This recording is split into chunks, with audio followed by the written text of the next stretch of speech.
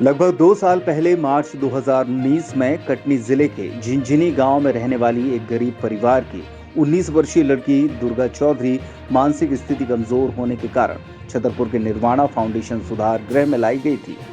लगभग 2 वर्षों तक फाउंडेशन के संजय सिंह और अन्य लोगों की सतत मेहनत से दुर्गा की न सिर्फ मानसिक स्थिति सुधरी बल्कि उसे एक व्यवस्थित जीवन शैली भी मिली।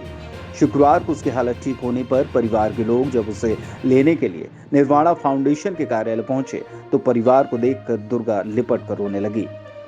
निर्वाणा फाउंडेशन सुधार गृह में उस वक्त भावुक स्थिति निर्मित हो गई जब मिर्गी जैसी समस्या से जूझने वाली दुर्गा अपने ही अंदाज में फाउंडेशन के अपने साथियों और बच्चों को परिवार से मिलाने लगी। इस मौके पर दुर्गा के भाई ऑटो चालक अजय कुमार, उसकी बुआ और फूफा जी उसको लेने आए थे।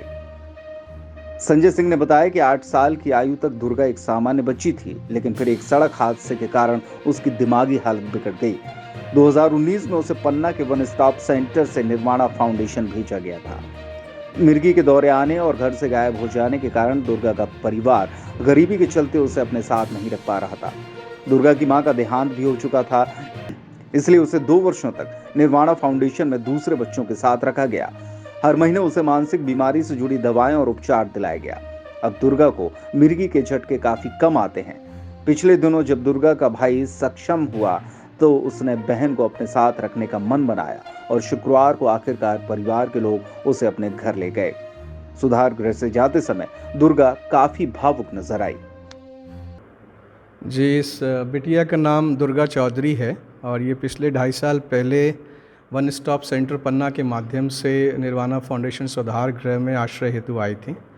और ये जो बच्ची है जब आई थी तब 19 साल की हैं, आज 21 साल की हो गई हैं। और जब ये आई थी तो इनकी स्थिति बहुत ख़राब थी क्योंकि ये दिमागी स्तर पे ठीक नहीं थी और इनको मिर्गी की समस्या थी। क्योंकि जब ये छोटी थी तब ये सामान्य बच्ची थी और सब कुछ अच्छे से करती थी, खाती पीती पढ़ती सब करती थी।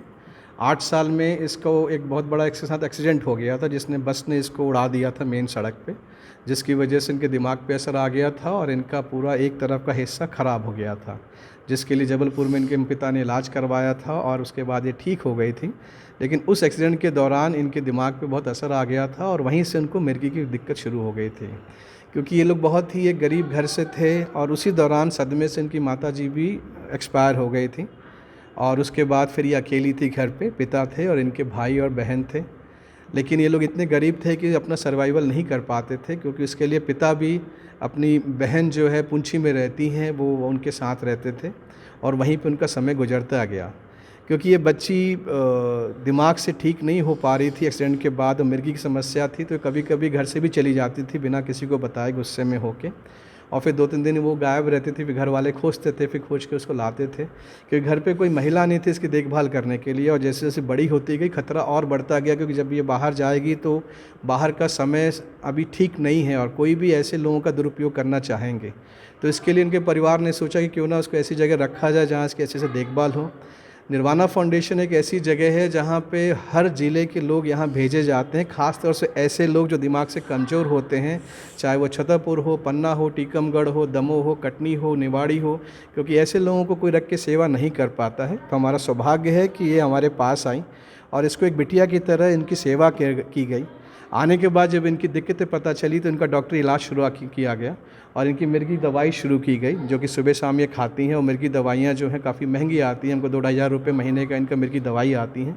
लेकिन इस दवाई से ये हुआ कि पहले जब ये आई थी इनको दिन में 2-3 बार फिट्स आ जाते थे, लेकिन वो धीरे धीरे इम्प्रूवमेंट्स होता गया। फिर हफ्ते में 1 बार, फिर महीने में 1 बार। अभी ये है कि महीना 1.5 महीना में कभी कभी इसको 1 बार फिट्स आ जाता है, जो कि लंबे समय तक इसको दवाइयाँ खानी है 6-7 साल तक, उसके बाद ये नॉर्मल हो जाएंगी।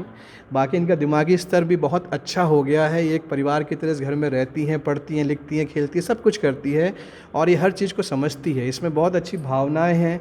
ये अपने परिवार लोगों को बहुत याद करती थी, लेकिन परिवार लोग कुछ कारण से दूर हो गए थे, मोबाइल नंबर खो गया, सब कुछ हो गया, तो 2 साल से मुलाकात नहीं हो पाई।